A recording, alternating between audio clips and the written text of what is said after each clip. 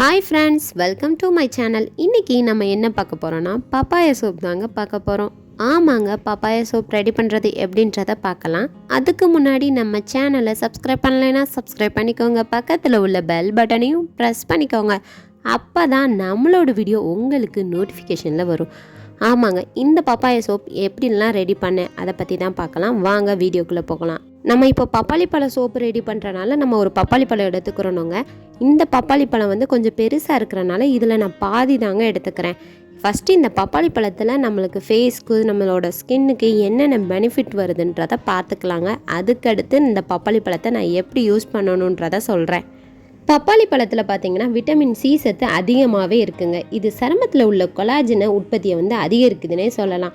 அது மட்டும் இல்லைங்க, இந்த இதில் விட்டமின் ஏ சத்தும் அதிகமாக இருக்குது. அதனால் நம்ம ஸ்கின்னில் இருக்கிற முகப்பொரு, கரும்புள்ளிகள் இதெல்லாம் காணாமல் போயிருமாங்க இந்த பப்பாளி பழ சோப் யூஸ் பண்ணுறனால.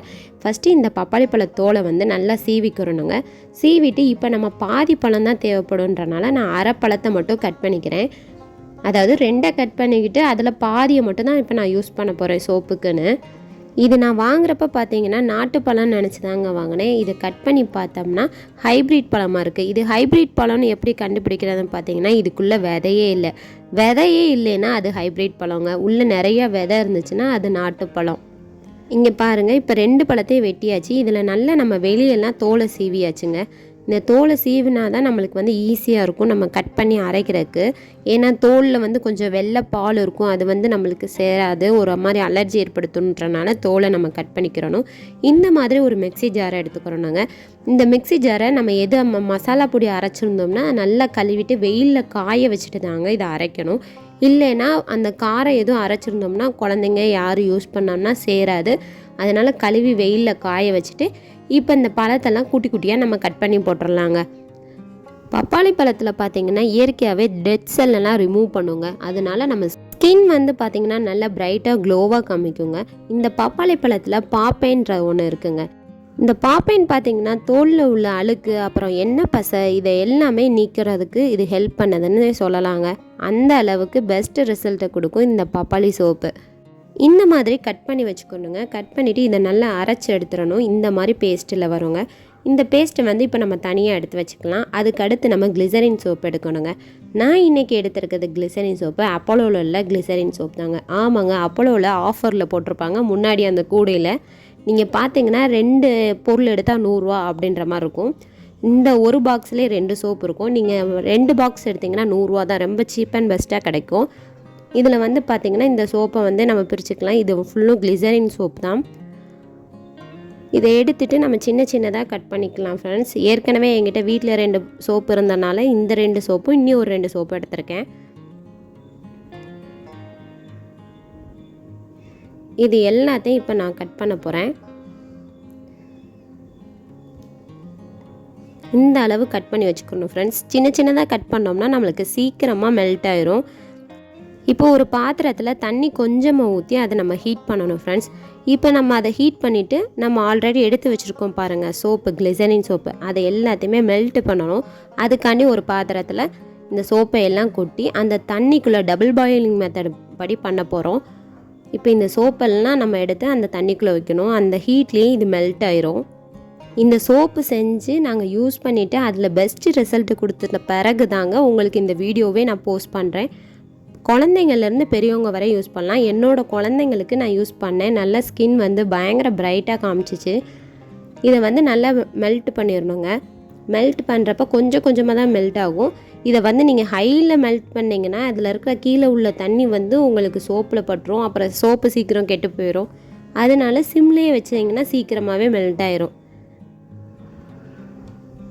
இது பார்த்திங்கன்னா கொஞ்சம் கொஞ்சமாக கரையுது. இந்த பப்பாளி சோப் பார்த்திங்கன்னா நம்ம ஃபேஸில் உள்ள டார்க் ஸ்பாட்ஸ்லாம் ரிமூவ் பண்ணதுங்க. இந்த பப்பாளி சோப்பை யூஸ் பண்ணோம்னா நம்ம ஃபேஸில் பிம்பிள்ஸே வராதுங்க. ஆமாங்க, நம்ம ஃபேஸ் வந்து பயங்கர க்ளோவாக காமிக்குதுங்க. நம்ம பார்லரில் போய் ஃபேஷியல் பண்ணால் எப்படி லுக்கு கொடுக்குமோ அந்த லுக்கை இந்த பப்பாளி சோப் கொடுக்குதுங்க. நம்ம குழந்தைங்களுக்கு சின்ன வயசுலேருந்தே இந்த மாதிரி சோப்லாம் யூஸ் பண்ணிட்டோம்னா அவங்களுக்கு வந்து ஸ்கின் அலர்ஜி அந்த மாதிரியெல்லாம் வராதுங்க. ஸ்கின் வந்து அவங்களுக்கு இயற்கையாகவே பிரைட்டாக வந்துடும். இந்த மாதிரி நீங்கள் வீட்டில் ஒன்றா ரெடி பண்ணி கொடுத்தீங்கன்னா குழந்தைங்களுக்கு சின்ன வயசுலேருந்தே இந்த மாதிரி பழகிட்டாங்கன்னா காஸ்மெட்டிக் ஐட்டம்ஸ் வந்து வெளியே வாங்கணும்னு விருப்பப்படவே மாட்டாங்க. நம்ம வீட்டிலே எல்லாம் ரெடி பண்ணிக்கலாம் அந்த மாதிரி மைண்ட் செட் வந்துடுங்க. இப்போ பார்த்தீங்கன்னா நம்மளுக்கு நல்லா மெல்ட் ஆயிடுச்சு. இப்போ இந்த மெல்ட் ஆனதை வந்து நம்ம உடனே அடுப்பை அமர்த்திடணும். அடுப்பை அமர்த்தின பிறகு இந்த ஹீட்லேயே நம்ம என்ன செய்யணும்னா, நம்ம பப்பாளியை அரைச்சி மிக்ஸி ஜாரில் வச்சுருக்கோம் பாருங்கள், அதை எடுத்து அப்படியே ஊற்றிடணுங்க. இதை வந்து சூடாக இருக்கிறப்பே ஊற்றிடணும். ஆறின பிறகு ஊற்றக்கூடாதுங்க. அடுப்பில் இருந்து இறக்குன உடனே ஊற்றிடணும், அடுப்பு ஆஃப் பண்ண டயத்துலே. இதோட நான் இன்னொன்று சேர்க்க போகிறேன், விட்டமின் இ டேப்லெட்டுங்க. இது வந்து நம்ம ஸ்கின்னை வந்து இன்னும் சாஃப்டாக பிரைட்டாக வச்சுருக்கிறதுக்கு உதவும். இப்போ நான் 4 சோப் எடுத்துருக்கனால 4 விட்டமின் இ டேப்லெட் வந்து சேர்த்துருக்கேங்க. இதையும் நல்லா சேர்த்து நல்லா மிக்ஸ் பண்ணிக்கிறணும். இதை வந்து நல்லா மிக்ஸ் பண்ணணுங்க. மிக்ஸ் பண்ணால் தான் சோப்போட இது வந்து மிங்கிள் ஆகும். இல்லைன்னு வச்சுக்கோங்க, சோப்பு தனியாக பப்பாளி தனியாக அந்த மாதிரி இருக்குங்க. இதில் கொஞ்சமாக நம்ம தேங்காய் எண்ணெயும் சேர்த்துக்கிறோம். தேங்காய் எண்ணெய் எதுக்கு சேர்க்குறோன்னா, நம்ம சோப்பு வந்து நல்லா ஹார்டாக இருக்கிறதுக்காண்டி தேங்காய் எண்ணெய் சேர்க்குறோம். அது மட்டும் இல்லைங்க, நம்மளோட ஸ்கின்னுக்கு வந்து தேங்காய் எண்ணெய் ரொம்ப நல்லது. இப்போ நல்லா எல்லாத்தையும் கலந்துட்டு இதை வந்து நம்ம சோப் மோல்டில் ஊற்றி வைக்கிறோம்.